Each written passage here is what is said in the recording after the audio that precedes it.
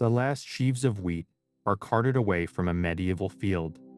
Now the poorest villagers walked the stubble, gathering every fallen stalk by hand. This was gleaning, a practice vital for survival. But why was it a legal right instead of simple charity? Unraveling this mystery reveals how medieval communities balanced power, faith, and the desperate need to eat. We will uncover the ancient laws that turned leftover grain into a protected right for the poor. What hidden logic forced wealthy landowners to leave precious food behind? How did a biblical story shape the laws of the manor? By the end, you will understand the surprising economic and social engine that kept entire villages from collapse. What is this forgotten bargain between rich and poor? Tell us about justice today. Gleaning was the ancient right of the landless poor to walk onto harvested fields and gather what the harvesters had missed. This was not a desperate scramble for scraps, but a formal, recognized custom. The primary targets were grains, the lifeblood of the medieval diet. Villagers would collect individual stalks of wheat, barley, and rye that had fallen to the stubble during the main reaping. But the practice extended beyond grain. In orchards, they might gather windfall apples and pears. In vineyards, they collected forgotten grape bunches. In pea and bean fields, they searched for any pods that had been overlooked. The tools were simple and humble. Most gleaners used only their hands, patiently plucking each precious stalk from the dirt. Some carried a small wooden rake to gather scattered ears of grain more efficiently. Others might use a tiny sickle or a knife to cut a forgotten sheaf. This was meticulous, back-breaking work performed under the summer sun, often by women and children who would spend long hours bent double, their eyes scanning the ground for every usable fragment. Crucially, this was not random scavenging. It was a tightly controlled activity governed by manorial law and local tradition. The lord of the manor or his bailiff would announce when the harvest was officially complete and the fields were open for gleaning. No one was permitted to start a moment sooner. Gleaners were often required to be registered poor of the parish, and outsiders were strictly forbidden. There were even rules about how the grain could be collected, sometimes prohibiting the use of any tool sharper than a hand to ensure no one was tempted to cut standing stalk. This transformed an act of survival into a sanctioned social ritual, a carefully managed valve that released just enough pressure to prevent the entire village from boiling over. This system of gleaning was far older than the medieval manor. Its roots stretched deep into antiquity, long before the first feudal lord claimed his domain. One of the earliest written laws we have, the Code of Hammurabi from ancient Mesopotamia, acknowledged a form of this practice, embedding it within the fabric of early civilization.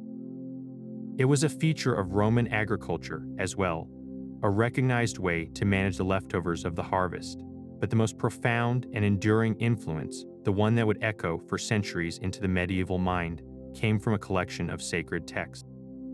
The foundation was laid in the book of Leviticus, where divine instruction was given to farmers. "You shall not reap your field to its very border," it commanded, "nor shall you gather the gleanings of your harvest. You shall leave them for the poor and the sojourner." Another passage insisted that the fallen grapes of your vineyard you shall not pick up. They shall be for the sojourner, the fatherless, and the widow. This was not merely a suggestion for good behavior. It was framed as a direct religious obligation, a duty to a higher power that translated into tangible action on the ground. The message was clear: the land's bounty was not solely for the one who owned it. This principle was then brought to life in a powerful human story, the Book of Ruth. Here, the law was not an abstract rule, but a narrative of survival and redemption. Ruth, a destitute foreign widow, arrives in a new land and tells her mother-in-law, "Let me go to the field and glean among the ears of grain after him, in whose sight I shall find favor." She finds herself in the fields of Boaz, a wealthy landowner, who not only allows her to glean, but commands his young men not to taunt her, and even to deliberately pull out some stalks from the bundles for her to gather. This story transformed gleaning from a cold legal statute into a divinely sanctioned act of compassion. It provided a blueprint, a moral and emotional justification that medieval Christians could not ignore. The righteous landowner, Boaz, became the model for how a good lord should behave, and the vulnerable gleaner, Ruth, represented the deserving poor of every village. This ancient bargain between human need and divine law would become the bedrock upon which medieval gleaning rites were built, a sacred duty woven into the very soil. These biblical commands were strikingly specific. The book of Leviticus laid down the law with precise agricultural details. When you reap the harvest of your land, it instructed, you shall not reap your field to its very border. You were forbidden from gathering the gleanings of your harvest, nor were you to strip your vineyard bare or gather the fallen grapes. Every last bit of food was not yours to claim. This was not a vague suggestion to be charitable. It was a divine welfare system, a mandatory redistribution of food written into sacred text. The corners of the field and the fallen fruit were designated as a direct subsidy for the poor and the foreigner. God was essentially telling the wealthy landowners of the ancient world, your property rights are not absolute. A portion of my bounty is reserved for those with nothing. This theological framework transformed the act of leaving food behind from an economic loss into a spiritual duty, a tangible test of faith and obedience. But this law truly came to life in a story that gave it a human face, the Book of Ruth. Here, the abstract commandment walks onto the stage of human drama. Ruth, a penniless widow from a foreign land, arrives in Bethlehem with her mother-in-law, Naomi. Their situation is desperate. With no land and no male protector, they face starvation. Ruth takes the initiative, saying she will go to the fields to glean after someone who shows her favor. She finds herself working in the fields of Boaz, a man of wealth and standing. Boaz sees her and does not just tolerate her presence. He actively protects her, commanding his young men not to touch her. He invites her to drink from the water his servants have drawn. Most importantly, he goes far beyond the requirements of Leviticus. He secretly tells his harvesters to pull out some handfuls of grain from the bundles on purpose and leave them for her to find. This single narrative did more than any legal code could. It provided medieval Christians with a complete moral and literary blueprint. Boaz became the archetype of the righteous landowner, a man whose piety was proven not just in prayer, but in his practical, generous treatment of the poor. Ruth became the model of the deserving poor, someone who was not lazy, but humbly and diligently working to save herself and her family. Their story made gleaning a virtuous and holy act for both parties. For the Lord, it was a chance to emulate Boaz and secure divine favor. For the gleaner, it was a dignified, biblically sanctioned path to survival. This powerful combination of rigid law and relatable story ensured that for centuries, the act of gathering fallen grain was seen not as begging, but as participating in a sacred ritual. The biblical story of Ruth provided the moral blueprint, but it was the medieval church that laid the stone and mortar of the system. This sacred duty had to be translated into the gritty reality of the manor, and the church became its most powerful architect and enforcer. From the pulpit, priests delivered a message that was impossible for any landowning lord to ignore. They preached relentlessly on the 7 works of mercy, a core list of charitable acts that every Christian was obligated to perform. At the very top of that list was feeding the hungry. Allowing the poor to glean in your fields after the harvest was not presented as a choice or a matter of personal generosity. It was framed as a non-negotiable act of mercy, a direct ticket to securing one's own salvation. A lord who barred the gleaners was not just being stingy, he was jeopardizing his immortal soul. This spiritual pressure was immense, transforming the economic landscape into a moral one, but the church's influence went far beyond Sunday sermons. It was deeply embedded in the manorial court itself. The priest was often a key figure in these local proceedings, and the court was frequently held in the shadow of the church itself. When a dispute arose over gleaning rights, when a poor widow accused a farmer of harvesting his field too cleanly, it was this court that heard the case. The judgment was not based solely on local custom. It was infused with the principles the village herd preached every week. The law of the manor and the law of God were one and the same. A lord who violated the gleaning custom was not merely breaking a village rule, he was defying a divine ordinance, and the church-backed court would remind him of that in no uncertain terms. It was this powerful fusion of spiritual authority and local governance that turned a beautiful biblical ideal into a binding, enforceable right, ensuring that for centuries, the most vulnerable had a legally recognized claim to the fruits of the land. The manor was not just a large estate, it was the entire world for most people. This self-contained universe, the manorial system, formed the rigid backbone of medieval life. At its apex stood the lord of the manor, a knight or a baron who held ultimate authority. His wealth was not counted in coins, but in acres of land and the labor of the people who lived on it. Below him were the free tenants, a small minority who rented land and owed the lord money or military service. But the true engine of the manor was the vast majority, the villeins or serf. These men and women were not slaves, but they were bound to the land by law and custom. They could not leave the manor, marry, or sell an ox without the lord's permission. In return for the small strips of land, they farmed to feed their own families. They owed the lord a crushing burden of labor, spending days each week working as vast personal fields, known as the demesne. The entire manor functioned as a single, self-sufficient economic unit. It produced its own food, cloth, and tools, with little need for outside trade. In this closed system, control over the land and its produce was the absolute measure of power. Every stalk of grain, every bushel of barley was a tangible piece of that power. This is why the act of gleaning was so politically explosive. It was a direct challenge to that control. For the lord, the harvest from his demesne fields was his primary income, the fuel for his entire household and his political ambitions. Allowing anyone to take even the scattered leftovers was a conscious relinquishment of a tiny portion of that wealth. For the serf, whose own small plot might barely stave off famine, the right to glean on the lord's harvested fields was a lifeline. It was the critical supplement that could mean the difference between survival and starvation through the long, lean winter. In a world where every single grain held immense value, the negotiation over these leftovers was a silent, annual drama that defined the balance of power between the powerful and the powerless. The faces in the stubble were the most vulnerable in the village. They were the widows whose husbands had been lost to plague or war, leaving them with no one to till the soil. They were the orphans with no inheritance but their own two hands. They were the elderly, their backs too bent for the brutal work of the main harvest, and the disabled who could not wield a scythe but could patiently gather what others had dropped. And they were the landless laborers, the cottagers who owned nothing but a small hut, surviving day by day on the wages they earned during harvest, wages that vanished the moment the last sheaf was carted away. For these people, gleaning was not a casual bonus or a charitable handout.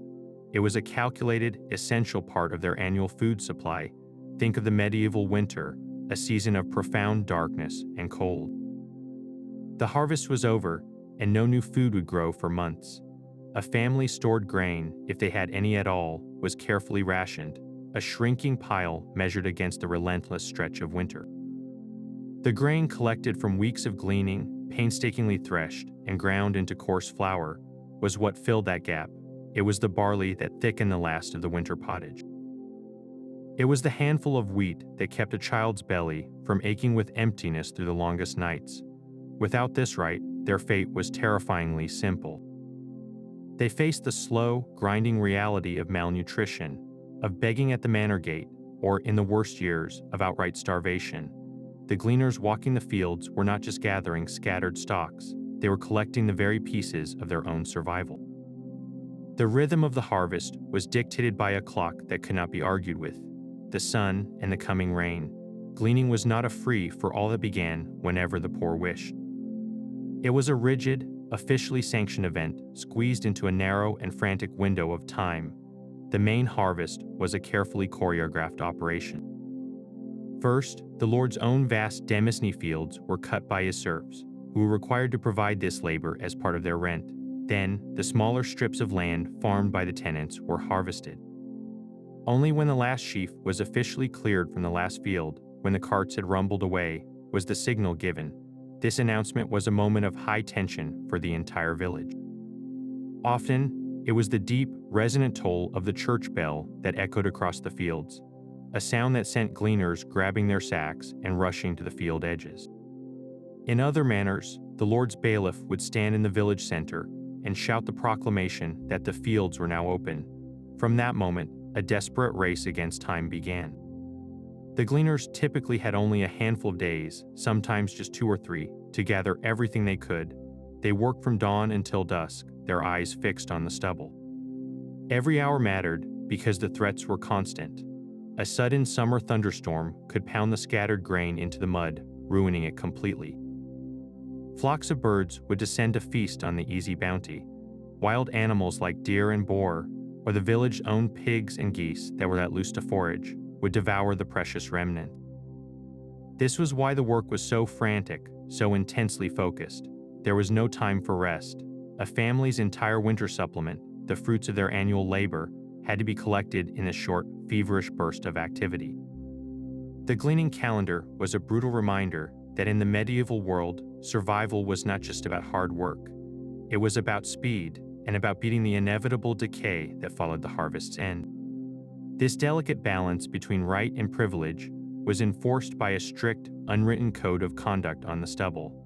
The gleaner's right was never a license to trespass or take at will. Every aspect was meticulously choreographed to protect the landowner's primary harvest. The most fundamental rule was that no one could set foot in the field to glean until the very last sheaf belonging to the lord or the farmer had been safely carted away and stored. Imagine the scene. The harvesters worked tirelessly, their scythes flashing in the sun as they cut and bind the golden stalks into neat sheaves. These sheaves are then gathered and loaded onto wagons that creak and groan under the weight of the grain. The gleaners wait at the field's edge, watching this entire process with anxious eyes. They are forbidden from taking a single step forward until that final wagon has rolled away, until the bailiff gives the official signal. This rule was not just about politeness, it was a crucial economic barrier. A single sheaf of wheat was immensely valuable, and the line between a fallen stalk and a cut sheaf was the line between a sanctioned right and outright theft. This is why the rules were so explicit about what could be taken. A gleaner's hand could only touch what was truly lost to the harvest. Any stalk that was still standing upright, any grain that was still attached to a rooted plant was strictly off limits. More importantly, anything that had already been gathered and bound into a sheaf was absolutely forbidden. If a sheaf fell from a wagon and broke open, scattering its grain, that was a windfall for the gleaners. But if it remained tied, it was still the property of the landowner, and to touch it was a serious crime in the manorial court. This created a clear, visible boundary. The gleaners were entitled to the failures of the harvest, the dropped, the overlooked, and the forgotten, but never to its successes. This was the core of the negotiated peace. The landowner accepted the loss of the scraps, a small tithe to the poor, and in return, the community and its laws guaranteed the security of his vast and valuable main crop. It was a fragile, practical bargain that acknowledged a simple truth.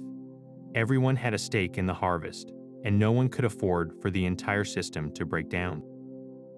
But this lifeline came with a long list of conditions. The privilege of gleaning was protected by a strict, unwritten code of conduct, a set of rules every gleaner had to follow to the letter. The most visible restriction was on tools. Gleaners were almost always forbidden from carrying a scythe or even a small sickle. The only tool permitted was the human hand. This rule was not about making the work harder, though it certainly did. It was a crucial, physical guarantee for the landowner. A hand could only pick up what was already loose and fallen. A blade, however, could subtly slice a stalk that was still standing, blurring the line between gleaning and theft. This single rule enforced the entire moral and economic bargain of the practice. The timing of entry was another non-negotiable point. No one was allowed to step into the stubble until the church bell tolled or the bailiff shouted the official signal that the last sheaf was gone. To enter early was to risk trampling uncut grain or interfering with the harvesters, a serious offense against the community's primary effort. Once inside the field, the rules governed every movement. Gleaners were strictly prohibited from touching any sheaf that was still stacked in the field, even if it was just a single bundle waiting for the cart. That grain was still considered the farmer's sealed property.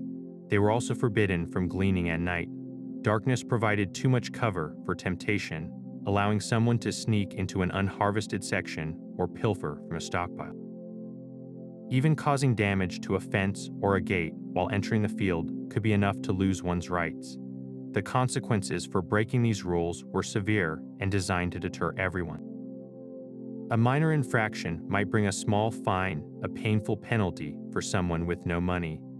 A more serious violation, like being caught with a sickle or stealing from a sheaf, could result in public shaming in the manorial court or even the permanent revocation of the right to glean. For a widow or a landless laborer, that was not just a punishment, it was a potential death sentence, exiling them from the very system that kept them alive. This intricate code of conduct shows us that gleaning was never a free-for-all. It was a tightly managed social contract, where the poor's right to survive was carefully balanced against the landowner's absolute need to protect his harvest. The manorial court was where the abstract right to glean met the hard reality of enforcement.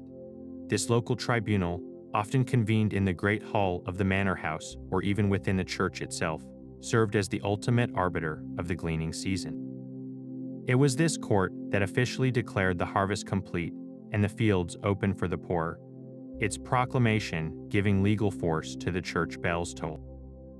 But its most vital function was settling the inevitable disputes that arose from this fragile bargain between plenty and poverty. The court records themselves are filled with these small, desperate dramas. In one English village, a widow named Agnes was brought before the court accused of gleaning before the official signal had been given. Her defense was that she had seen the last cart leave, but the bailiff testified otherwise. The court sided with the bailiff, and Agnes was fined a small but significant sum, a painful reminder that the rules protected the system itself, not just the landowner's grain. In another case, a wealthy farmer was himself fined for harvesting his field too cleanly, using a rake to gather every last scattered stalk and thereby violating the customary rights of the poor. This is a crucial detail. The court was not solely a tool of the Lord. It existed to uphold the custom of the manor, a body of unwritten laws that bound everyone, rich and poor alike. A landowner who broke the gleaning rules was not just being cruel, he was disturbing the peace and order of the entire community, and the court would punish him for it. These are not rare occurrences. The rolls are littered with fines for using a sickle to glean, for gleaning after dark, or for outsiders from a neighboring village sneaking in to take what was not rightfully theirs. Each case, meticulously recorded by the court scribe, proves that gleaning was far more than a tradition. It was a living, breathing legal right, fiercely defended by a judicial system that understood a simple, stark truth. The survival of the poorest and the stability of the entire village depended on this annual ritual being governed not by charity, but by law. But beyond the court's legal rulings lay a deeper, more pragmatic truth. Gleaning rights were a brilliantly calculated social safety net, designed not out of pure charity, but to ensure the entire manorial system did not tear itself apart. For the lord of the manor, the greatest threats to his wealth and power were not foreign armies, but internal collapse. The specter of famine was always present, and a starving population was a desperate and unpredictable one. Malnutrition bred disease, which could ravage the labor force he depended on to work his fields. More frighteningly, concentrated desperation could easily boil over into social unrest, theft, or even open revolt. Allowing the poor to glean was a deliberate pressure valve. It gave the landless and the vulnerable a legal, structured, and dignified way to secure their own food.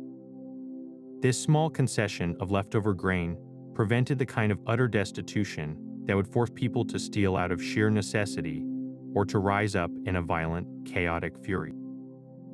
By providing this outlet, the Lord was not just being merciful, he was making a cold, practical investment in the stability of his own domain. A gleaner who could feed her family through the winter would still be alive and able to work his fields come spring. A community that saw a path to survival, however meager, was far less likely to challenge his authority. In this light, the rhythmic, annual ritual of gleaning was not just about collecting grain. It was a form of social insurance that redistributed just enough resources from the harvest to keep the peace, maintain a healthy workforce, and protect the entire economic structure from the rot of its own inequality. The Lord kept the vast wealth of the harvest, but he knowingly sacrificed the scattered crumbs to prevent a fire that could consume everything. This economic logic reveals a surprising bargain for the landowner. Sending his own paid laborers back into the harvested fields to collect the scattered remnants was a losing proposition. The value of the grain they might painstakingly gather was often less than the cost of their wages for that slow, meticulous work. The leftover stalks were, in a purely economic sense, a waste product. By granting the gleaning right, the Lord efficiently disposed of this low-value waste. He transformed an economic loss into a social and spiritual gain, outsourcing the cleanup to the poor who performed the labor for free. This is not an act of pure charity, but a calculated decision that balanced the manor's ledgers. The grain was lost to him either way, whether it rotted in the field or was gathered by the poor. By allowing gleaning, he ensured this inevitable loss served a crucial purpose, feeding the most vulnerable at no cost to himself, while simultaneously fulfilling his religious duty to care for the poor and maintaining the social peace. It was a remarkably efficient solution, a win-win for the manorial economy that turned a problem of waste into a pillar of stability. The golden stubble fields were a world of women and children. While the men were occupied with the heavy labor of the main harvest or other essential wage work, the critical task of gleaning fell to the female members of the household and their young ones. This was not a division of labor born from chance, but from the stark realities of the medieval domestic economy. Men's labor was often directed outward toward the collective work of the manor or for hire on another lord's demesne. Women's work, however, was fundamentally tied to the immediate survival of the family unit. Their domain was the hearth, the garden, and the larder. Gleaning was a direct extension of this role, a vital expedition to secure the raw ingredients that would become the family's daily bread. The success or failure of their efforts in the fields directly translated to the fullness or emptiness of the cooking pot back home. Picture the scene not as a collection of individuals, but as a network of small teams. A mother would lead her children into the stubble, her eyes sharpened by years of practice. She would teach a young daughter how to spot a single, precious ear of barley hidden in the dirt. An older son might carry the family sack, holding it open as his mother and sisters dropped in their findings.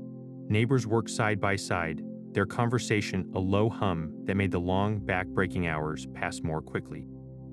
For the children, this was not play. It was their first introduction to the unforgiving arithmetic of survival, a lesson in how many handfuls of grain it took to fill a bowl. This communal, gendered activity wove a social fabric even as it filled the food stores. The gossip shared between rows was a news service. The shared frustration over a sparse field created bonds of mutual understanding. The gleaning field became a uniquely female space, a place where women could exercise a degree of autonomy and collective effort, all while performing the most fundamental duty of their world, feeding their families. The entire domestic economy of the poorest households rested on these patient, determined pairs of hands, moving through the stubble, gathering the future one stalk at a time. Yet within this shared struggle, a fierce competition for survival also took root. The same women and children who worked side by side in a spirit of community were also rivals for a finite resource. Every single ear of grain one family found was an ear another family had missed. This scarcity bred a low current of tension that could, at any moment, spark into open conflict. Arguments would erupt over territory. A particularly dense patch of stubble, rich with fallen stalks, became a coveted prize. The first gleaner to reach it might claim it as her own, defending her small domain with sharp words and sharper glances against any neighbor who drifted too close. Accusations of theft were the most serious flashpoint. The rules were clear.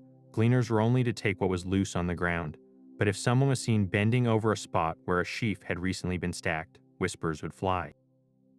Did she just pick that up from the dirt, or did she pull it from the bundle? In the manorial court rolls, we find cases of one woman accusing another of stealing grain she had already collected in her own sack, a violation of the fragile trust that held the group together. These were not minor squabbles. They were desperate disputes over the very substance of life.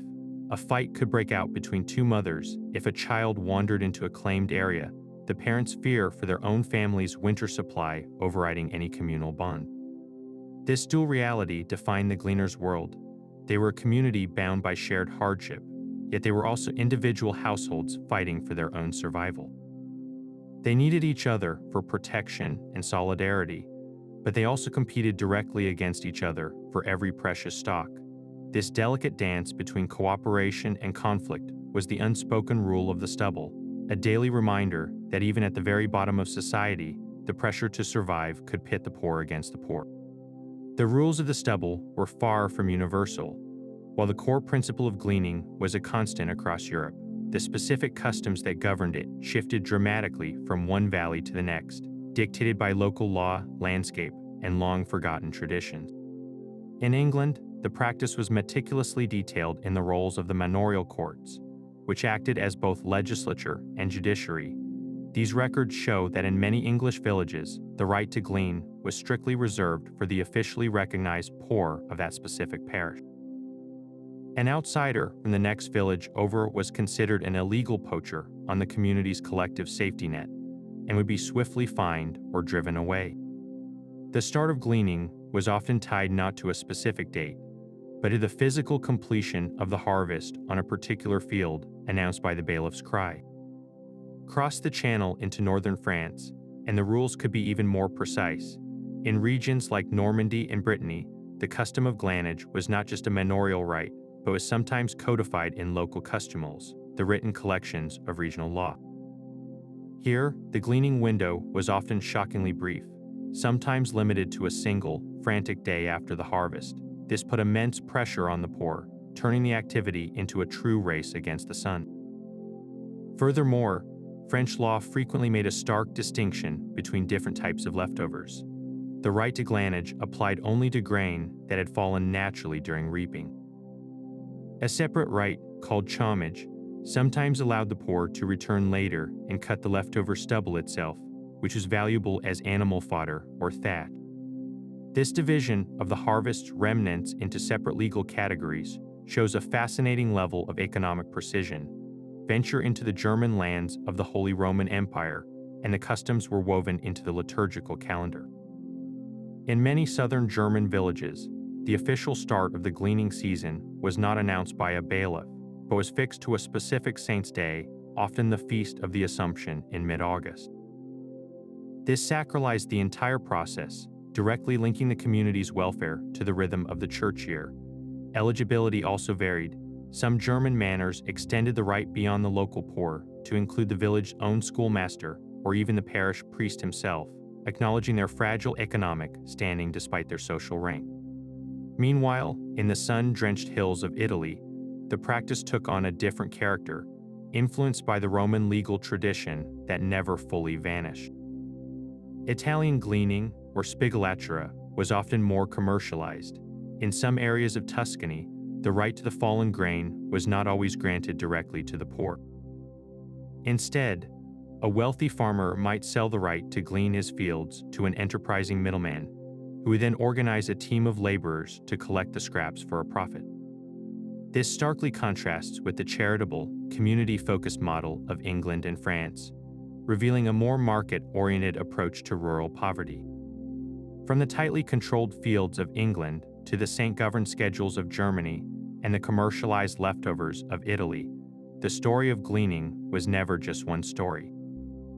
It was 1,000 local adaptations of a single, desperate need, proving that the fight for survival was always shaped by the soil on which it was fought.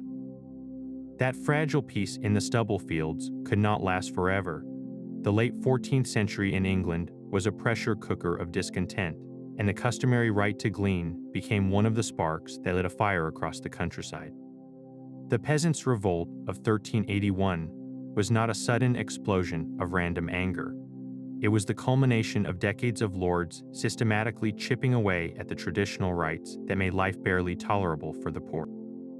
After the Black Death had swept through Europe, killing a third or more of the population, a unique opportunity emerged for the surviving laborers. With workers so scarce, they could demand higher wages for the first time. But the landowning class fought back with brutal force.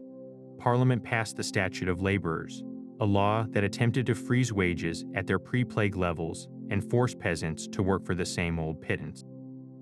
This was a direct assault on their ability to improve their lives. At the same time, lords began the practice of enclosing common lands. These commons were the shared pastures and woodlands where peasants could graze a single cow, gather firewood, or forage for berries.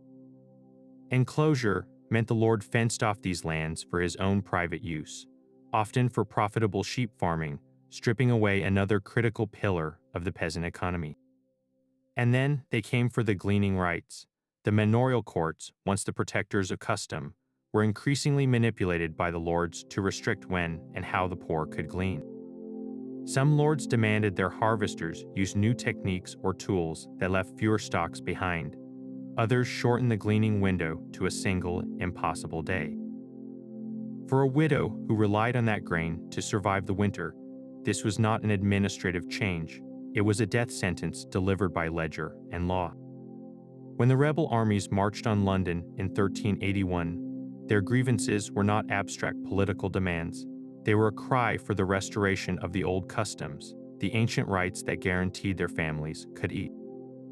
They were fighting for the right to walk the stubble and gather what God, by ancient law, had left for them. The fact that they were willing to risk their lives for this tells you everything. Gleaning was not a minor privilege. It was a fundamental line in the sand between a life of dignified subsistence and utter destitution. The revolt was ultimately crushed, its leaders executed, but its memory burned a truth into the English countryside. The right to gather fallen grain was never just about food, it was about justice, and it was worth dying for. The open field system, that ancient patchwork of shared strips and common pastures, began to vanish behind a web of hedges and fences. This was the enclosure movement, a quiet revolution in the countryside that would systematically dismantle the world that made gleaning possible. For centuries, the village lands were an open book, a communal landscape where the poor could move from the harvested strips of one farmer to the next, following the rhythm of the scythe. But landowners, eyeing the soaring profits to be made from wool, saw a more efficient future. They began petitioning Parliament for acts to enclose the land, consolidating those scattered strips into large, unified, privately owned fields. With a signature and a surveyor's map, the ancient physical layout of the manor was erased. The common waste, where the poor might graze a single goose or gather firewood, was fenced off. The vast open fields were divided by hawthorn hedges, creating a new, privatized geography of the English countryside. A gleaner who once walked freely across the stubble now found her path blocked by a new fence, and on the other side of that fence, a landowner who saw her not as a neighbor exercising a customary right, but as a trespasser on his private property. The very landscape that had sustained the ritual of gleaning was being physically dismantled, acre by acre. The law, which had once protected her right to gather, now protected his right to exclude. The act of walking the stubble, a practice sanctioned by God and custom for generations, was slowly being redefined from a legal right into a criminal act of theft. This was not a sudden change, but a slow, relentless squeeze that transformed the relationship between people and the land itself. The communal resource was becoming a private commodity, and in this new economic order, there was no room for the poor to gather what the harvest had left behind. A new moral judgment began to harden in the minds of the wealthy. The old Catholic worldview, which framed poverty as an inevitable part of God's order and charity as a sacred duty, was being challenged. A rising Puritan and Protestant ethic championed a different ideal, one where material success was seen as a sign of God's favor and idleness as a sin. This theological shift had a devastating effect on the perception of the poor. The widow gleaning in the field was no longer a neighbor fulfilling her part in a divine cycle, a modern-day Ruth to be protected. She was increasingly viewed with suspicion, a potential idler who might be poor because she was lazy, immoral, or simply not chosen by God for prosperity. The communal obligation to care for her began to wither, replaced by a cold scrutiny of her personal worthiness. This was a profound transformation in social thought. Poverty was no longer a condition to be alleviated through shared duty, but a personal failing to be disciplined and corrected. The ancient right to glean, rooted in the book of Leviticus, clashed violently with this new ideology. How could you allow the poor to gather food freely from your land if you believed their poverty was their own fault? The practice began to look less like a righteous act and more like a reward for vice, a handout that encouraged the very sloth the new preachers condemned.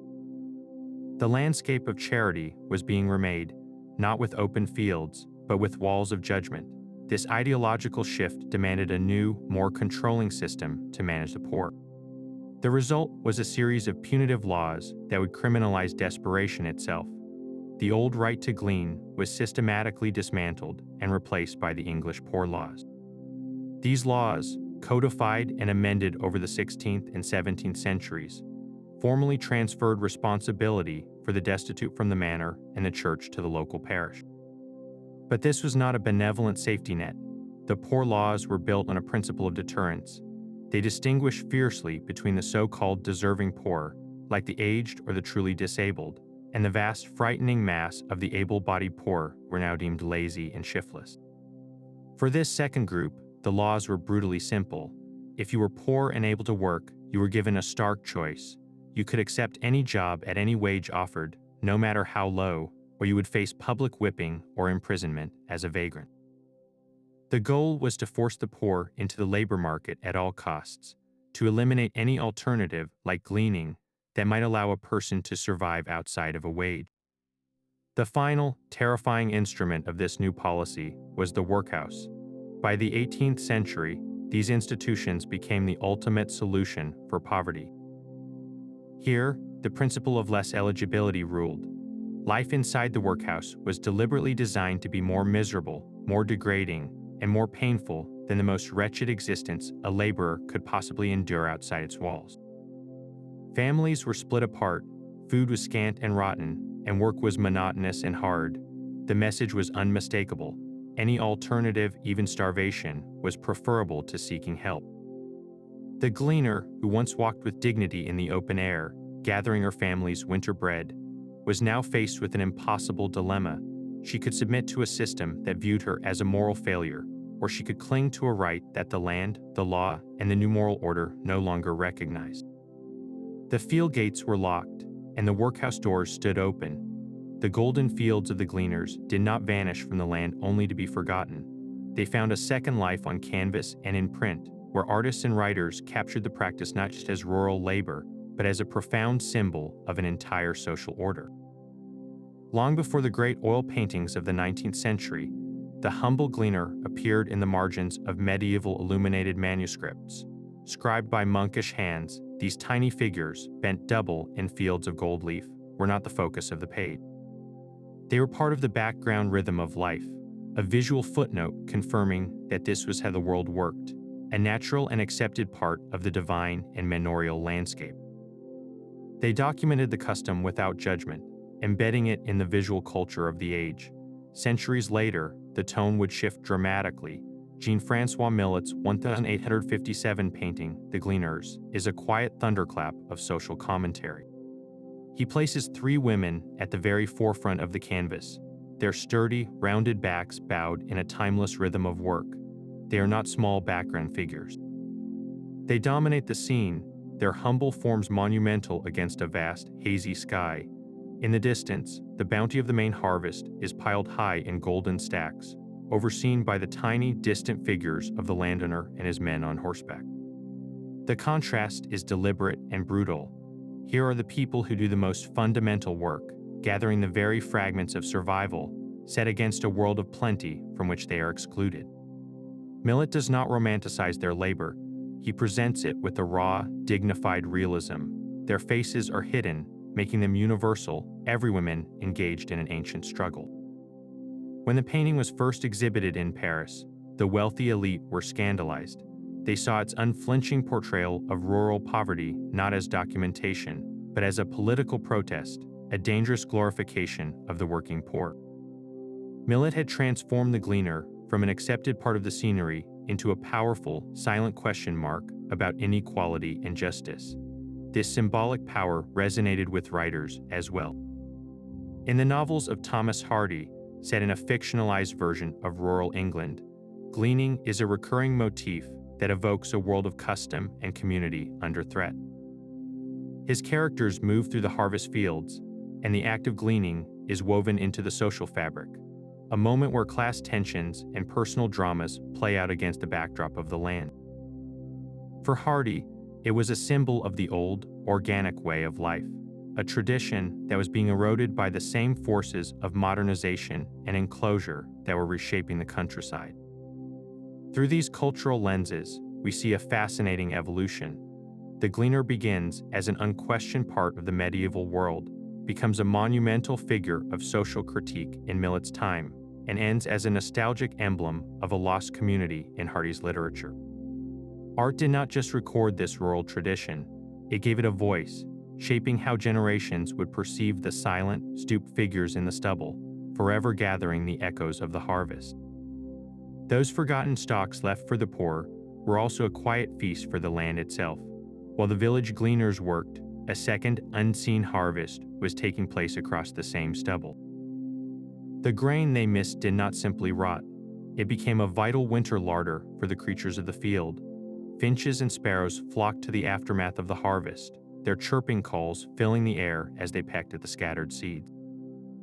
Mice and voles scurried through the stubble, gathering their own tiny hordes to store in hidden burrows, ensuring their survival through the barren months.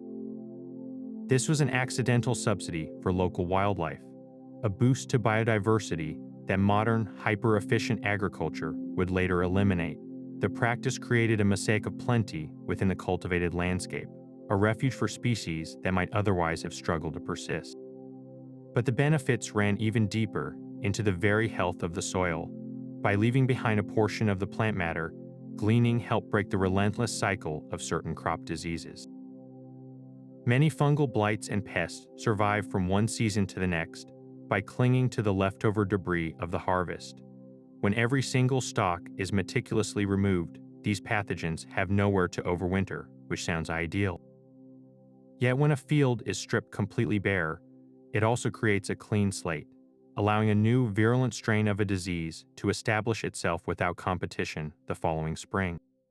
The scattered stalks and stubble left after the gleaners had finished their work created a more complex environment. It allowed for a level of natural decay and biological diversity in the field that could actually suppress the dominance of any single pest or blight. It was a form of unintentional crop rotation at a microscopic level. Furthermore, those leftover seeds that sprouted weekly in the autumn acted as a trap crop, luring pests away from the newly sown fields of the next season. The farmer who allowed gleaning was not just practicing charity, he was unknowingly participating in a sustainable agricultural loop, one that promoted resilience and reduced the need for later interventions. This ancient bargain between human need and leftover grain nourished an entire ecosystem, proving that a field managed for community survival could also be a field that thrived. The ancient right to glean never truly vanished. It simply adapted, finding new life in the age of industrial agriculture.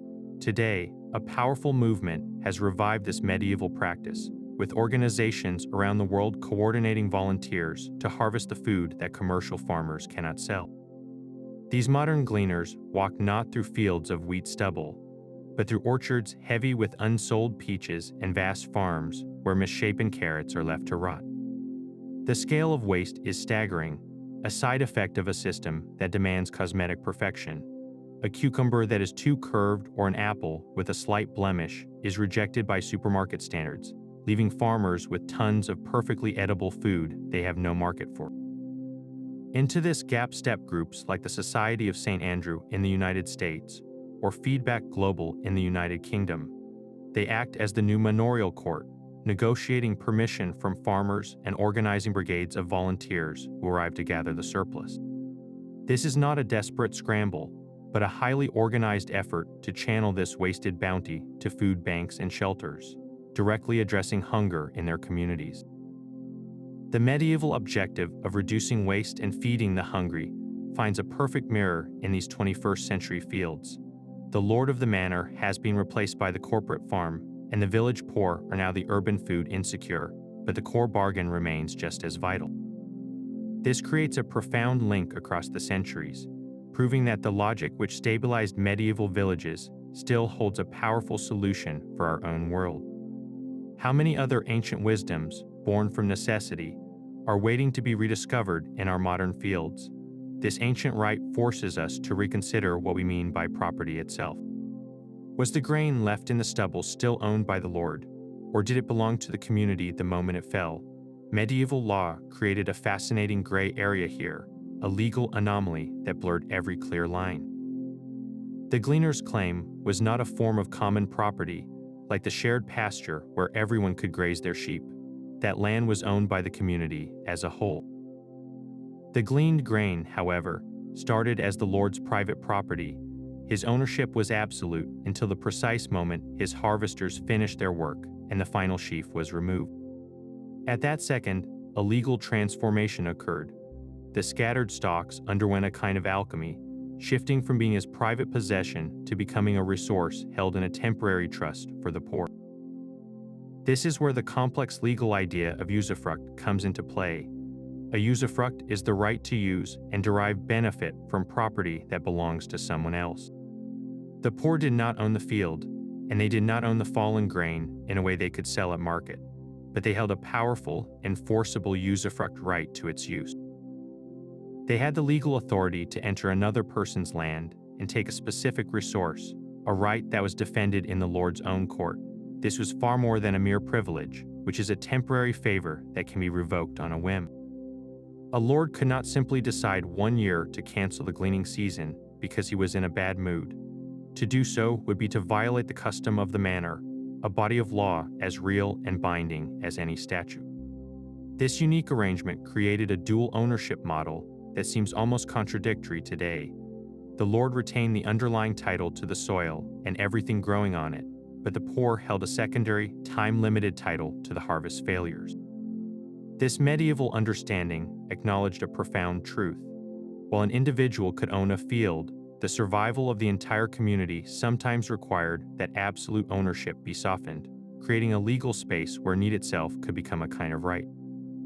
The popular image of gleaning is often a romantic free-for-all, a chaotic scramble where the poor descended on fields to take whatever they could. This could not be further from the truth. Gleaning was never a lawless act of desperation. It was a legal right, but one wrapped in a cage of strict regulations.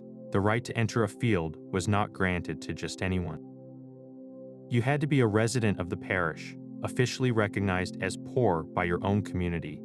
An outsider attempting to glean was treated not as a needy neighbor, but as a criminal trespasser, swiftly fined and driven away by the bailiff.